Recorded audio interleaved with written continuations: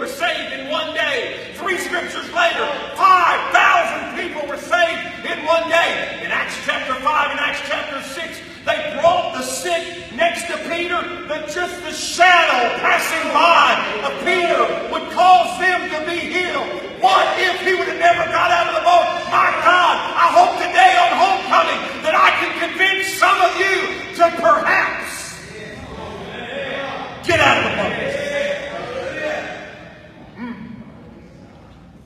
What if you quit spending your life saying, what if? Because there's some of you that sit here today that said, what if my dad had never left? What if my mom was never on drugs? What if I would have went to a different school or a different college? What if I would have never took that first drink? What if I would have never swallowed that first pill? What if I would have never gotten behind that wheel when I had no business driving? What if I would have never went to that party that night? What if, what if, what if? And you spend your life in the cycle of life wondering, what if, what if, what if? I'm here to tell you today, honey, I don't care where you've been, only where you're going. I don't care about your past. I don't care how high you've been. I don't care how many times you've been married. I don't care how many times you've been in jail, how big your rap sheet's in. He said, come to me, all that is heavy laden, and I will give you rest.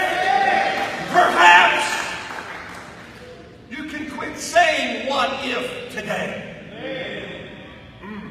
What if? What if you never walked through those doors this morning? Where is your life headed? What if you didn't feel that tug in your heart right now as the Holy Spirit begins to deal with your heart? What if the same thing that you thought would destroy you is the thing that can propel you to help somebody else going through the same thing you're going through in your life? What if? Well, then I ask you another part of the what if today. What if you faced your fear today? What if you looked it right in the eye and you said, I'm tired of being afraid. I'm tired of failing. I'm tired of being where I am. What if? What if you forgave those people in your life today that hold you captive and they own you because you have not forgiven them for things that they've done to you in your life? What if today was the day? What if you stopped using your past failures and insecurities as an excuse? What if? What if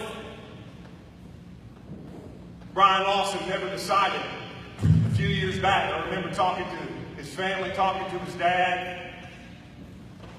What if he'd never had the guts to run for Joe? Ron, I'm sure there's a lot of people try to discourage you. People talk about you. You can't please everybody. Same as being a preacher. You're not going to please everybody. Not everybody's going to like you. But what if he didn't have the guts to stand up and say, I'm putting my name on the ballot? Winston Churchill said, all it takes for evil to prevail is for good men to do nothing. Don't complain about the election if you won't even get out and vote. You don't have a right to complain because you didn't exercise that right.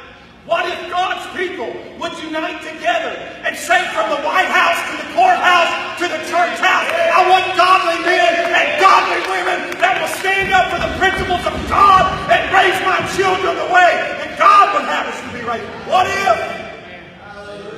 Amen. That's good preaching, brother. I don't care what anybody says.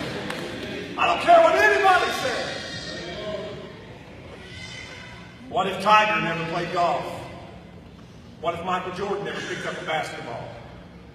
You can never fulfill your destiny in life until you can answer the question, what if? What if today you got out of your comfort zone? Come on. What if? I think in Willie County, let me give you some statistics in Willie County. There were 30 36,214 people that live in Whitley County, Kentucky. People say, well, there's only 7,000 people in Corbin or 4,000 or whatever. You got to look at the county in which we live, all the way down to Jellicoe, all the way to Corbin. 36,000 people. The average age of a person that lives in Whitley County is 36 years old right now. 15.8% of people that live in Whitley County are over the age of 65. 16%. Folks, that's not very high. Whitley County, on the state scale, is one of the youngest counties in the state. You want to know why? Because our people don't live to be old. Because of drugs and alcohol and abuse. They don't live to be 70 years old. They die way too early. To say out of 36,000 people, only 15.8% are over the age of 65 tells us that we need revival in Whitley County, Kentucky. 25.1% of the people that live in Whitley County are under the age of 18. 1 out of every 4 people right now are under the age of 18. 29.3% of people that live in Whitley County, 30%, live in poverty. 1 out of every 3 people in our county can't pay their electric bill, don't have enough food on their table. 1 out of every 3, folks. What's the purpose of the church? What if the church would be the church? And do what James said, pure and undefiled religion is this, to take care of the widows and the orphans. Kentucky is the 6th poorest state in the country. As I mentioned to you just a little bit earlier, there are 281 people in Whitley County Jail. Brian said, I believe it seats 184. 32 people have been incarcerated since July the 1st. They probably picked up some Saturday night. It's probably a big night, isn't it? Probably more than that. So do we need to sit in our stained glass windows with our padded pews and our beautiful dresses rolling up in our Cadillacs and our Rolls Royces and everybody looking so good and just ignoring the problem that we've got at hand? Listen, you can go to the church down the road. I'm looking for a few people that are ready to roll up their sleeves. They're ready to get dirty. They're ready to do what needs to be done. They're ready to pray with people that nobody else wants to pray with. They're going to be willing to sit down with people that nobody wants to sit down with. And shed a light to people that need God. What if you were a part of that? I want to ask you this morning, and I'm getting ready to close. 14 minutes. Pretty good.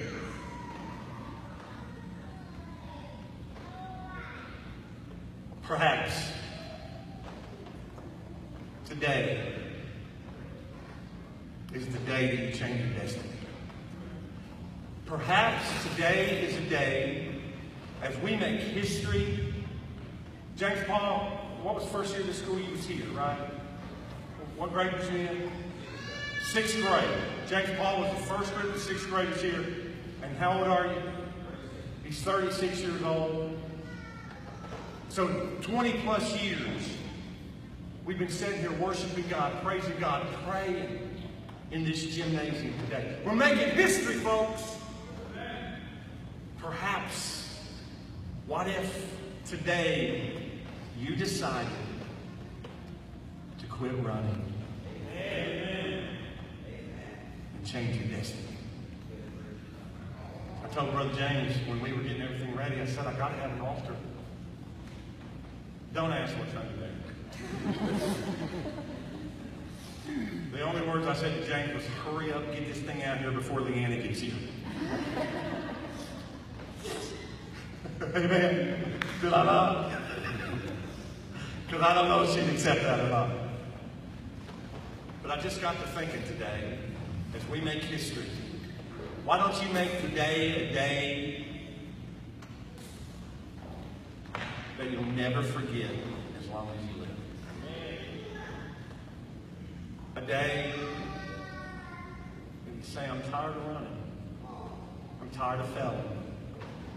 I'm tired of making excuses. I'm tired of my dreams instead of being, thank you, God. What if?